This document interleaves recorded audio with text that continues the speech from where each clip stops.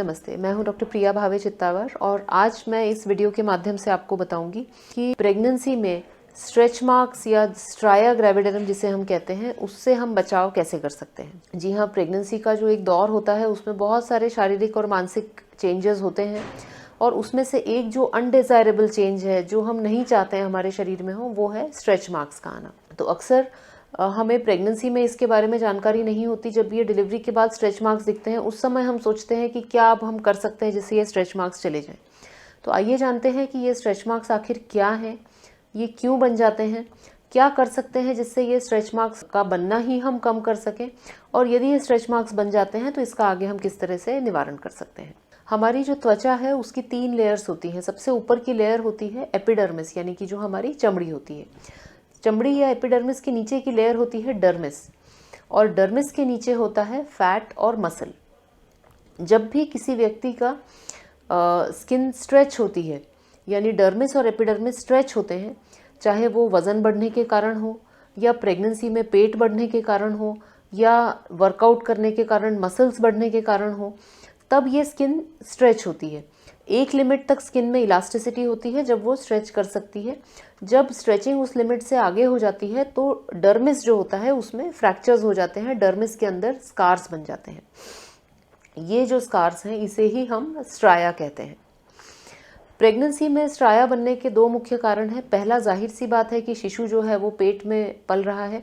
जैसे जैसे यूट्रस का साइज एनलार्ज होता है वैसे वैसे जो पेट की स्किन है वो एनलार्ज होती है, और इसमें किसी की यदि जेनेटिकली ही इसकी इलास्टिसिटी कम हो तो उसके अंदर ज़्यादा स्ट्राए बन जाते हैं। किसी की जेनेटिकली यदि जो स्किन की स्ट्रेचेबिलिटी है, इलास्टिसिटी है, वो अच्छी है तो उस केसेस में जो स्ट्राया है वो उनको कम बनते हैं।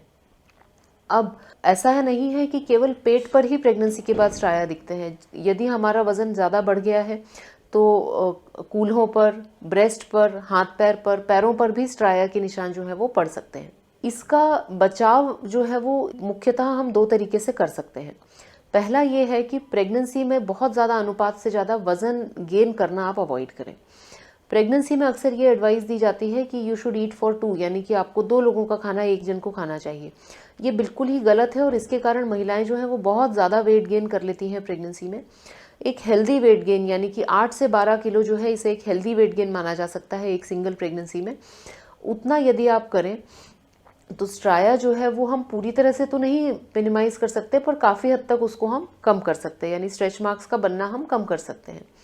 दूसरा बहुत इंपॉर्टेंट फैक्टर होता है स्किन को मॉइस्चराइज करना। स्किन को जब हम मॉइस्चराइज करते हैं तो उसकी इलास्टिसिटी जो है वो इम्प्रूव होती है, और ये जो मॉइस्चराइजेशन है ये हमें ये जो स्ट्रेच मार्क्स हैं इनको बनने के पहले करना है। यानी कि प्रेगनेंसी की पहली दूसरी तिमाही से ही आपको अपनी स्किन के वो एरियाज जो कि स्ट्रेच हो सकते हैं, जैसे कि आपका पेट है, आपके बटक्स हैं, आपके ब्रेस्ट हैं, पैर हैं, इन सबको आपको प्रॉपरली मॉइस्चराइज करना है जिससे कि स्ट्रेच मार्क्स आपके कम बने। इसमें कई पेशेंट्स का रहता है कि क्या कोई ऐसी क्रीम है जिससे कि स्ट्रेच मार्क्स नहीं बनेंगे, या कोई बहुत महंगे ऑयल्स, बायो ऑयल वगैरह प्रमोट किए जाते हैं। हकीकत यह है कि कोई भी अच्छा मॉइस्चराइज़र जैसे कि नारियल तेल, कोको बटर, ऑलिव ऑयल, ये आप कोई भी मॉइस्चराइज़र अगर इस्तेमाल करेंगे तो उसका वैसा ही इफ़ेक्ट आएगा। ऐसा कोई भी मैजिक नहीं है स्ट्रेच मार्क्स की क्रीम में कि जो साधारण मॉइस्चराइज़र्स में नहीं है। इनफैक्ट जो बायो ऑयल नाम का प्रमोट किया जाता है उसके अंदर पैराफिन ऑयल रहता है। पैराफिन ऑयल जो है वो मैं नहीं समझती कि प्रेगनेंसी में किसी को लगाना चाहिए। इसके दुष्परिणाम आपके शरीर पर हो सकते हैं। तो मेरी पेशेंट्स को यही सलाह रहती है कि कोकोनट ऑयल, कोको बटर वाला कोई भी अच्छा मॉइस्चराइज़र जो आपकी स्किन को सूट करे, या फिर कोई स्ट्रेच मार्क्स की साधारण क्रीम जो है वो आप इस्तेमाल कर सकते हैं। बहुत महंगी क्रीम्स की आवश्यकता नहीं है क्योंकि उनकी एफिकेसी जो है वो बाकी मॉइस्चराइज़र के बराबर ही है। अब इम्पॉर्टेंट बात यह है कि जो स्ट्रेच मार्क्स हैं वो हमको डिलीवरी के बाद दिखते हैं, पर वो बनते डिलीवरी के पहले हैं। डिलीवरी के समय जो है वो स्किन स्ट्रेच रहती है तो ये जो स्ट्रेच मार्क्स हैं ये दिखते नहीं है। डिलीवरी के बाद जब पेट श्रिंक हो जाता है तो ये दिखने लग जाते हैं। जब ये स्ट्रेच मार्क्स बनते हैं तो ये रेड कलर के रहते हैं, इसीलिए ये बहुत ही ख़राब दिखते हैं, बहुत ही अच्छा नहीं लगता इन्हें देख के।